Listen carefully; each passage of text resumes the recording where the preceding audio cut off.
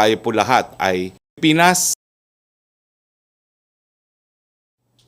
Magandang tahanghali Pilipinas. Ingat buhay po tayo para tayo po lahat ay makapaghanap buhay. Balik po tayo muli sa ating press briefing dito sa New Executive Building sa Malacanang. Nagkaroon na naman po ng Talk to the People address kagabi ang ating Presidente Rodrigo Roa Duterte. Ito po ilan sa mga salient points ng kanyang mga sinabi. Inumpisahan po ni Presidente ang pakipag-usap sa taong bayan sa pagsasabing kinatutuwa ng mga tao ang white sand sa Manila Bay. May gawin o walang gawin, ang mga kritiko at miyembro ng oposisyon ay merong palaging masasabi. Mas magandang magtrabaho na lang para mabigay natin ang komportabling buhay na ipinangako ng Administrasyong Duterte.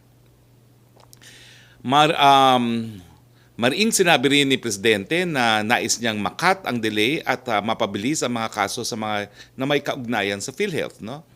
Ipinaliwanag din ni Presidente ang pag-issue ng Proclamation 1021 na nag-extend ng state of calamity sa buong Pilipinas hanggang 12 ng Setyembre ng susunod na taon.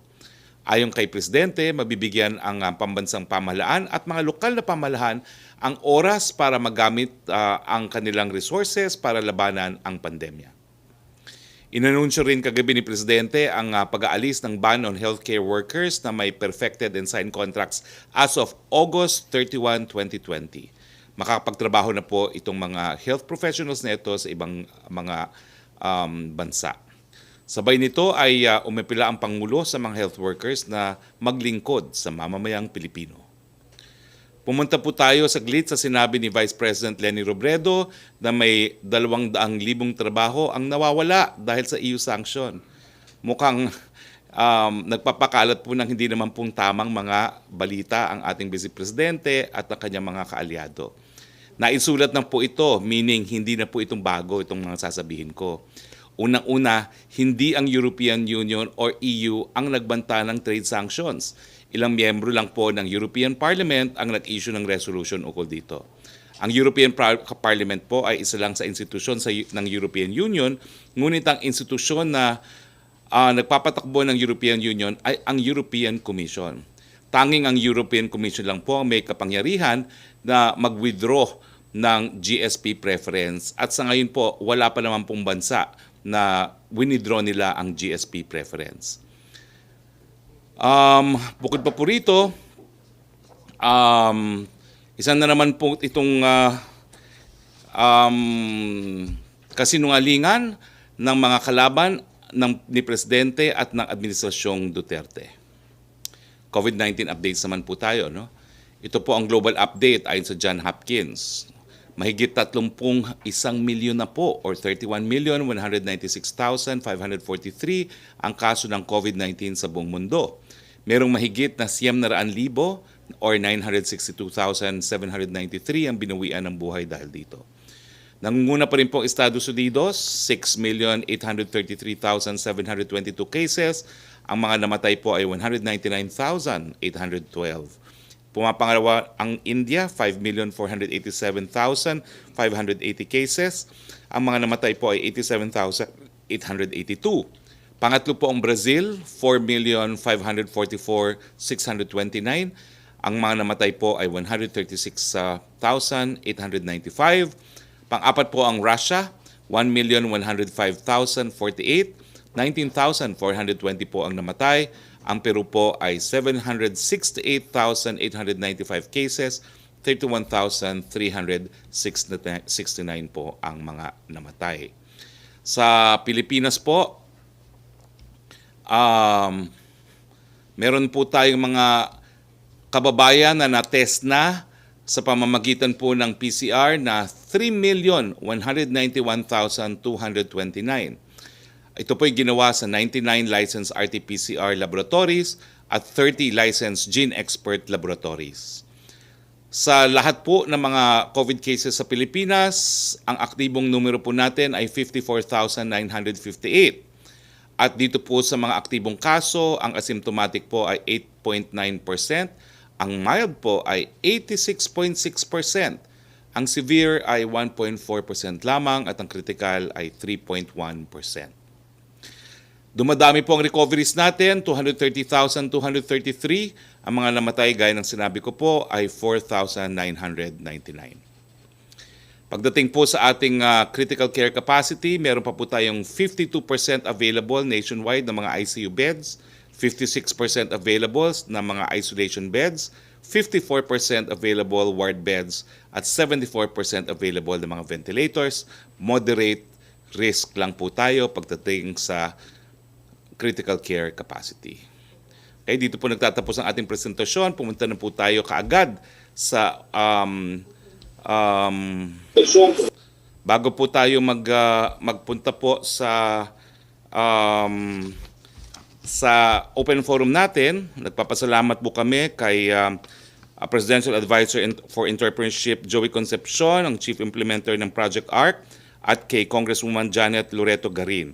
Sinabi po natin kahapon na sasabihin natin sa taong bayan kung saan po pwede pumunta para sa murang PCR tests. Ito po ay naghahalaga ng 1,750 hanggang 2,000 pesos lamang po. So ito po ang mga lugar kung saan kayo po pwede pumunta para sa 1,750 hanggang 2,000 pesos na PCR test. Huwag na kayong pumunta sa mas mahal po. Philippine Children's Medical Center, dyan po ito sa Quezon Boulevard. Dr. Jose N. Rodriguez Memorial Hospital. Jose B. Lingad Memorial General Hospital, yan po ay sa Pampanga.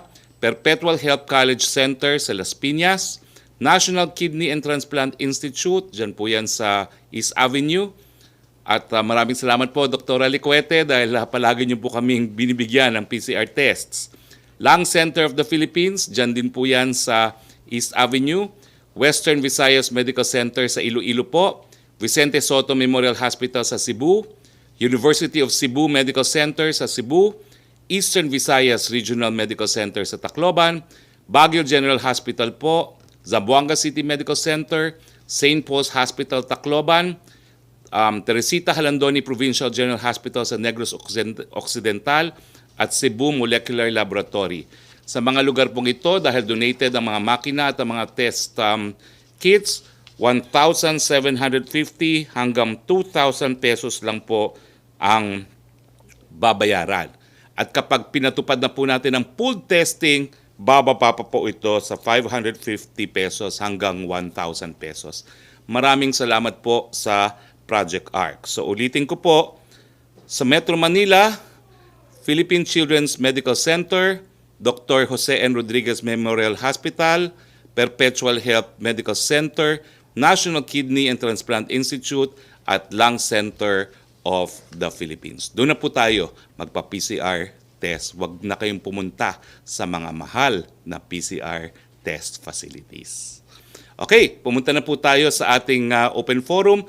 Yusek Roque. Yes, good afternoon, Secretary Roque. Question from MJ Blanca Flor ng Daily Tribune on health workers. The group Filipino Nurses United is calling on the government for the total lifting of deployment ban on medical professionals. Last night, the president asked health workers to wait for it since the government is calibrating the process. When can we expect the President to decide on the total lifting of the deployment ban? Well, malinaw po ang Presidente.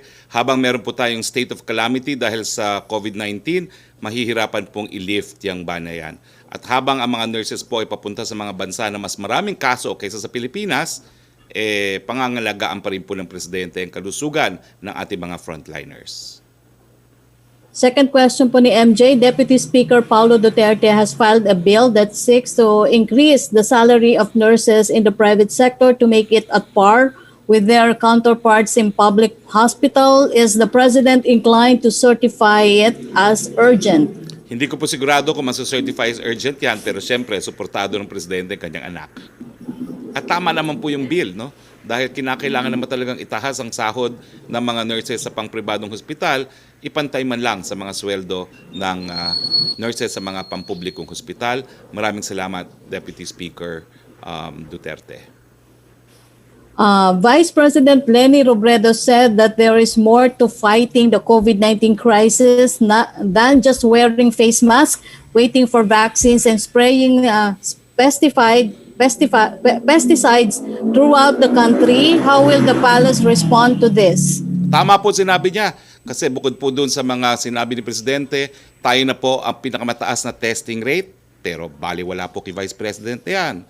Tayo po ngayon nagpapatupad ng magalong formula sa tracing, baliwala po yan kay Vice President. Napakadami na po nating isolation centers na naibukas. Ang mga pampublikong mga paaralan, ginagamit na rin isolation centers, ang mga hotel, baliwala po yan kay Vice President. At syempre po, tayo po ay nagtayo na ng hospital command center na talagang nagbibigay ng referral service kung saan pupunta ang mga nangangailangan ng medical attention. Baliwala rin po yan kay Vice President at sa mga oposisyon. Sila po, wala raw tayong ginagawa. Well, sila lang ata ang hindi nakakaalam kung anong ginagawa ng gobyerno. Buksan po ang mga mata at buksan po ang mga pandinig. Thank Joyce you, Balancho, Secretary please. Roque. Yes, good afternoon, Secretary Roque. Follow up lang dun sa unang tanong on Vice President Robredo. Also in her statement, she listed 4 suggestions for the government that includes medical and non-medical interventions to combat the virus, addressing poverty, hunger, unemployment, restricting public and private finances, and rebuilding the economy in an inclusive, resilient, and sustainable way. Any response po, Secretary? Wala pong bago, pinatutupad na po yan ng gobyerno.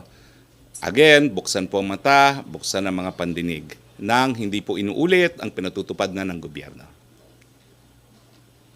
On a different topic, Secretary, will President Duterte issue an executive order to regulate the prices of RTPCR testing? Kasi po, sabi po ni DOH Undersecretary Maria Rosario Vergere, they're recommending for the President to issue an EO para po mag-impose ng price caps sa RT-PCR kasi magkakaiba po yung presyo niya depende sa hospital or sa medical laboratory. Was this discussed during the IATF meeting yesterday?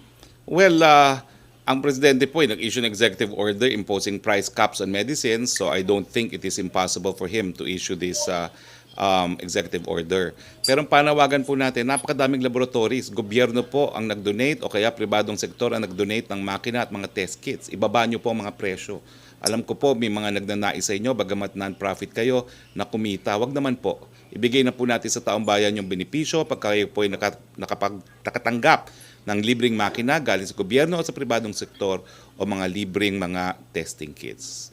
Yun po talaga ang pangunahing pamamaraan para mapababa po ang halaga ng testing. Pero antay din po tayo, nakapilot na po ang full testing. Pag napatupad na po natin ang wide-scale full testing, talaga pong bababa ang presyo. Alright. While all praises po si President Duterte dito po sa White Sand Beautification Project nga po ng DNR sa Manila Bay, apparently the Cebu Provincial Government noted that the extraction of dolomite rocks destroyed or damaged the marine ecosystem sa Cebu, particular yung mga corals po doon. How do we reconcile this, sir? We are proud of the project, but on the other hand, meron po palang damage or reported damage to the environment. Who should be responsible and what should be done? Hindi pa po natin talaga na-verify yan. Pag-aaralan po yan ng DNR at titignan po natin kung paano natin maibsan kung merong ng danyo sa nangyari dyan po sa Alcoy, Cebu. Pero ang kailangan po malaman ng taong bayan, sa mulat mula po, yan ang kabuhayan sa Alcoy, Cebu. Hindi po ito kauna-unang pagkakataon na sila ay nagbenta ng dolomite. Nakasalalay po yung buong bayan na yan sa pagbebenta ng dolomite. So matagal na po yung nangyayari at yan po ay dahilan para napakaraming may hanap buhay at trabaho dyan po sa Alcoy, Cebu.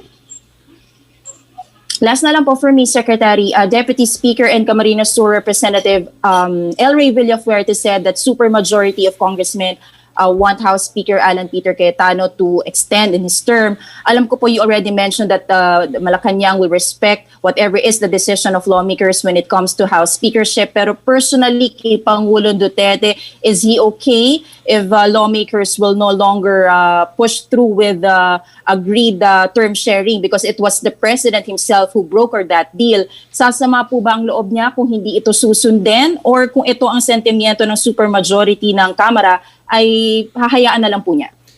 Ay, tinanong ko po siya dito kagabi at dahil sinagot niya ako, ulitin ko po ang sagot niya. He's hoping na tutupad sa usapan ang partido, pero kung wala pong numbers si Congressman Lord Alan, wala po siyang magagawa. So, the President is hoping that the Speaker and Congressman Velasco will honor their agreement, but ultimately the decision will be the decision of the individual congressmen. Ang sabi po niya, to quote talaga, is kung walang numero si Lord Alan, wala siyang magagawa. Thank you, Secretary. Yusek Roque again, please. Thank you, Joyce. Yusek Roque. Okay, mamaya na si Yusek Roque. Melo Acuña, please. Yes, good afternoon, Secretary. Nice to see you back in Manila. We have a good signal today. 156 countries. Huwag kayo mag-alala kung lalabas kami. Magbibit-bit na kami taga-RTVM at meron na tayong daladalang sariling microwave. Okay. Very good, very good. Okay, 156 countries are now part of COVAX. This is a group formed in coordination with the World Health Organization para maiwasan yung vaccine nationalism at matiyak ang distribusyon ng bakuna sa lahat ng bansa na mangangailangan nito. Paano kaya makikinabang ang Pilipinas? May kinatawan kaya tayo sa World Health Organization para isulong yung interest natin at maiwasan yung pangingikil umano ng mga drug companies na magbebenta ng bakuna sa atin? Suportado po natin yan, no? At ang ating diplomatic mission po sa Geneva ay aktibo po na sumasapi sa mga usapin sa WHO para nga po makakuha tayo ng kinakailangan nating vaccine. Kung hindi po talaga magkakaroon ng kasunduan, tanging mayayamang bansa lang ang magkakaroon ng vaccine, at kung papayagan po ito, baka mabura ang the rest of the world. No? At hindi rin naman po ikabubuti yan ng mga mayayamang bansa dahil kinakailangan din nila tayo para sa kanilang mga merkado. So tingin ko po nagkakaintindihan na kinakailangan magkaroon talaga ng equitable sharing sa pagdidistribute ng vaccine, at naniniwala po ako na maraming mga bansa, lalong-lalo na sa Europa, ang nagsasabi at nagdeklara na itong laban sa pandemic ay isang laban hindi lang ng mga individual na bansa, kundi ng isang buong kadaigdigan. Secretary Harry, yung bangayan na nagaganap sa House of Representatives, without sounding nostalgic, mukhang hindi naman nangyari yan nung ikaw ay mambabatas pa. Pero hindi po kaya ito na kinakikitaan ng bahid ng graft and corruption sapagkat ang pinag-aawayan ay pera para sa kanilang mga pet projects sa House of Representatives? Well, ang aking ang posisyon nga po ng presidente, hinahayaan niya ang miyembro na magdesisyon kung sino ang kanilang magiging leaders dahil talaga naman pong lone jurisdiction yan ng mga miyembro ng Kongreso. So sa akin po, wag naman natin bigyan ng bahid ng kahit ano. Meron pong presumption of good faith, meron po talagang karapatan na ang mga individual na miyembro ng Kamara ang hahalal ng kanilang liderato. Hindi, pero yung pong delivery ng pondo para sa kanilang mga projects, mukhang yung po yata yung dahilan ng bangayan. Ang budget po nag-originate sa Malacanang. What Congress can do is they can decrease the budget but they cannot increase it, and they can also reallocate funds, pero kung merong dadagdagan ng pondo, merong item na mababawasan. Yan po ay jurisdiction naman ng Kamara. Suntok sa buwan po ito, Secretary. Pwede niyo ba kaming bigyan ng tip kung anong magiging talumpati ni Pangulong Duterte sa United Nations? Tama po kayo, suntok po yan sa Mars. So abangan na lang namin. Abangan niyo po, alas 9 ng gabi. Salamat po. Thank you. Joseph Morong, please. Joseph? Yeah, hi. How are you doing, sir? Okay naman Sir, po. yun munang kay kay Alan, yung sa speakership raw. Sir, do you think, yung pong statement nyo kanina, nasabi ni Presidente, allegedly, that kung walang numbers si Lord Alan is wala siyang magagawa. Tama ba, sir, yung pick up ko kanina dun sa statement? And That's that was the President speaking? verbatim quote from the President. Okay. Sir, hindi ba siya, sir, reneging on the gentleman's agreement between Congressman Velasco and Congressman Speaker Cayetano na napagkasundo nila, hati-hati sila, and now pala the subject to change? Well, hindi naman po, no? Kasi ang sabi niya, totoo yan, binuroker ko yan at inaasahan ko na maging tupad sila sa napag-usapan. Pero dinagdag nga niya, no? Kung talagang walang numero si Lord Alan, wala rin ako magagawa. Was Congressman Velasco misled into thinking na he would have a half a term? hindi ko na po masasagot yan. Ako po verbatim, sinagot ko na, inulit ko lang ang Okay. sinabi ng Presidente at bilang isang tagapagsalita, kapag nagsalita na po ang Presidente, inuulit ko lang at hindi na po ako nag-annotate. That means if Speaker Cayetano continues with the speakership, given what the President said, parang ano yan, bas-bas yan, sir, no? Yun po ang sabi niya. Kung walang numero si Lord Alan, wala akong magagawa. At ito naman po ay nasa saligang batas na mga miyembro ng Kamara ang hahalal ng kanilang liderato.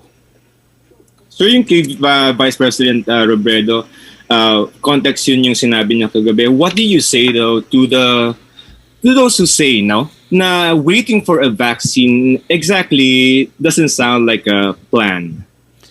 Alam niyo po ang plano natin, National Action Plan 1, National Action 2, Plan 2, nasa National Action Plan 2 na po tayo kung saan binubuksan na po natin ang ekonomiya, pinag-iingat natin ang mga kababayan sa kanilang kalusugan para tayo makapaghanap buhay. Tuloy pa rin po ang ating mga localized lockdown and granular lockdowns at tuloy pa rin yung papainting natin ng testing, tracing, isolation and treatment. Yun yung po yung plano. Pero habang wala talagang bakuna, habang walang gamot, wala pa rin po talagang solusyon sa pandemyang ito. Hinahamon ko po si VP Lemmy. Kung meron siyang solusyon na walang vaccine at at wala pa rin gamot, sabihin niya po. Dahil sigurado po, baka ngayon din maging presidente siya kung makahanap siya ng solusyon habang walang bakuna at walang gamot. Okay, sir. Sir, last na lang sa PhilHealth. I don't know if that is the full statement of the president with regard to the ombudsman, but can you, since you're in the meeting, can you give us the full context of why the president would say that he trusts the ombudsman Martirez, is a reasonable man? Where are we now with regard to the PhilHealth mess, such that he would say that he wants to expedite yung mga cases? Nagigiba, sir, parang may konti bang friction or sagabal dun sa ombudsman with regard to how we want to proceed with the PhilHealth? Well, wala naman po. Kaya lang po, kung ikukumpira mo dun sa Task Force PhilHealth na isang buwan nagkaroon ng rekomendasyon, syempre mas matagal po yung proseso sa ombudsman. Pero naniniwala naman po at nagtitiwala ang presidente na si Ombudsman Martirez will eventually file the corresponding charges po laban dun sa mga dapat maparusahan. Yun lang po ang konteksto nun. So independent of the task force, sir, yan, no? Oh, independent. wants At ombudsman rinirespeto to po proceed. talaga niya na mas marami pang kasong maisasampa. Ang nais lang niya sana mapabilis talaga dahil gusto niya talagang makulong na yung mga kurakot dyan sa PhilHealth. And again, Ombudsman to cases, those right? who said that I was not speaking on behalf of the president when I was talking about corruption in PhilHealth, well, res ipsa loquitur, we are one po with the president in wanting to see all those corrupt people in PhilHealth behind bars. All right, sir. So thank you for your time. Salamat, Joseph. Back to you, Sec Rocky. Yes, Secretary, from Alvin Baltasar ng Radyo Pilipinas. Ano daw po ang reaksyon ng palasyo sa move ng Department of Health na gawing schedule ang pag-i-interview sa kanila 2 days prior sa target interview? Kailangan daw po makapagpadala ng request. Di po ba may urgency sa information dissemination sa mga panahong ito, lalo't DOH ang concerned agency? Hindi ko po alam kung ano yung polisiya ng DOH, pero kanya-kanyang polisiya naman po yan. Ang alam ko, si Yusek Vergere as spokesperson is expected to give the public answers to their questions. Okay, thank you, Secretary. Yes, Trish Tirada, please. Hi, good afternoon, Secretary. Sir, balikan ko lang kanina since nagtapos po kayo din sa question ni Joseph about corruption because apparently there's already a reaction mula po dun sa Regional Director ng Visayas, LTO. I remember, sir, kahapon po you called him out to shape up. Let me just quote his reaction. He said, Roque asked me to be fired after I discovered anomalies in the car registration process. He said he discovered large-scale tax evasion from dealers related to car registration. LTO 7 Director Kaimdek is actually questioning your motivation daw po, sir, for calling him out. Malinaw po yan. Okay, since Kaindik brought out his own name, yes, I was referring to Kaindik. I have affidavits to prove po na kinikikila niya yung mga motorcycle distributors. And this is a matter of public document already nang hindi po pumayag na mas mataas yung kikil na ibibigay sa kanya, tsaka po siya nagkaroon ng kung ano-anong hadlang. Now, I brought this attention to ASEC Galvante. Pinayagan na po ang registration ng mga motorsiklo sa Cebu to be done outside of Cebu.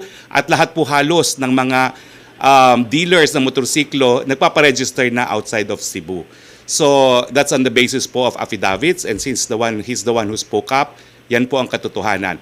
Ano pong motivation ko? The same motivation when I conducted the crusade against PhilHealth, the same motivation when I conducted a crusade against corruption in different GOCCs, including but not limited to government financial institutions. No? So malinaw naman po ako, so from the very beginning, I stand for good government together with the President. So yun po ang motivation. So I'm supported po by public documents and the corresponding charges will be charged. So yun po ang aking posisyon. Secretary, we're a few days away before October. Sir, kumusta yung preparation po natin for the opening of classes? Tuloy na po ba yan? Or will there be any chance na ma-move po siya ulit? Well, tuloy na po yan at ang Presidente na pong nag-decide na October 5 po yan. So, sir, since you spoke with the President last night, napag-usapan niyo rin po ba on a personal note itong threat or itong EU planning to revoke our GSP privilege? Ano po yung sentimiento ng Pangulo tungkol dito? Well, alam nyo, hindi na binobroadcast, no? Pero I can assure you, miski wala akong speaking role on TV, about half of our meeting time is in response to my questions. I asked that he ratify my statement on the EU, and he did. And he, of course, devoted a substantial period of time to express his view. Ang sabi niya, mali nga na naghihimasok itong European Union sa mga bagay na sakop ng soberenya ng bansa. Mahaba ang diskusyon ni Presidente tungkol kay Laila de Lima kung bakit hindi po talaga siya nakakulong as a political prisoner, kundi as a common criminal related to drug charges. The same thing with Maria Ressa. No? So my statements on the EU were completely ratified by the President yesterday. He completely agrees with my statements. Thank you, Secretary. Ay, si Pia. Pia, please, of Pia Ranada of Rappler. Pia Ranada. Hello, sir. Yes, please. Yes, sir. Sir, my question is just about the UNGA speech. So I was wondering, sir, if maybe recently you were able to talk to the president and ask him why he agreed this year to give a speech when in previous years he never did. Baka you have new information on that? Sinagot na po yan kahapon ni Yusek Borge, no? There are matters po that are of profound significance to the international community. Kasama na po doon yung COVID, no? Kaya magsasalita po sa kauna-unang pagkakataon ng ating presidente. So sir, walang bago pong sinabi si Presidente about his motives? Wala naman po.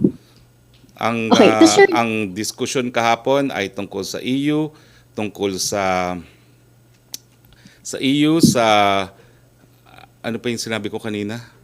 Sa nurses, sa ano pa yung isa? Ha? Yung Manila Bay at saka yung speakership. Yun po yung Okay. mga topics. Sir, next question. Because before si President was saying that he wouldn't want to pay a reservation fee for vaccines to be developed by Western companies. But we've also already set aside 1.5 billion for a reservation fee, which experts say actually refers to the advanced market commitment. So, sir, the government already said we would contribute to the AMC of the COVAX facility. So, sir, how does the President's remarks affect that commitment? Does that mean we will no longer contribute to the AMC of the COVAX facility?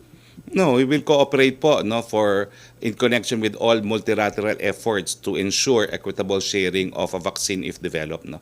Pero ang gaya sabi nga ng Presidente, hindi siya naniniwala doon sa ginagawa ng ibang mga bansa, nagbabayad na ahead of time in the development of the vaccine to ensure that they get a supply. So yun po yung sinasabi ni Presidente na he is unwilling to do. So, last follow-up to that, sir. So, sir, you're saying that, for example, Moderna or Pfizer, if they develop a vaccine but ask for an AMC, the President will not want to pay that, even if it means securing supply for the country of this very critical vaccine? Well, ang style naman po ng presidente, kung hindi tayo magbabayad, dinadaan po sa pagkakaibigan. And that's why he has fostered ties with all countries that are developing the vaccine, including the United States for that matter. So you think there's a way for us to get the vaccine even if we don't pay an AMC to these companies in the States? Well, we don't know if any company in the United States will, in fact, give us without payment of AMC. But he's sure that if it comes from Russia, if it comes from China, we can. Thank you, sir. Thank you very much. Okay. Well, yung kaindik po, no, nakapagtataka yung LTO chief, LTO regional director, siya ngayon ang gumagalaw para sa BIR. Isipin nyo, taong bayan, bakit niya linabas yung BIR? Obviously, because yung mga motorcycle distributor nagsumbong nga. Kaya nang nagsumbong, bumawi. Nagsusumbong daw siya sa BIR. Di magsumbong ka sa BIR para mas maraming tax collection. Pero ang issue pa rin, korupsyon. Zero corruption ang presidente. And wag kang magkamali na gawin yung mga ginawa ng ibang mga opisyal na hindi daw ako nagsasalita sa ngalan ng presidente pagdating sa korupsyon. Tignan po natin. I will bring the matter up now to the top leadership. Okay, so wala na po tayo. I will see you, Regional Director Kaindik. Okay, kung wala na po tayong mga tanong, maraming salamat po sa Malacanang Press Corps. Maraming salamat, Yusek Roque. Maraming salamat sa lahat ng nanood ng ating press briefing. I think our press briefing on Thursday will still be here in the NEB. So sa ngalan po ng sa ating presidente, ngalan ng ating presidente, Rodrigo Roa Duterte, ulitin ko po, ang mga korap, magtagong na kayo, sisipain kayo ng presidente sa gobyerno. Magandang hapon po sa inyong lahat.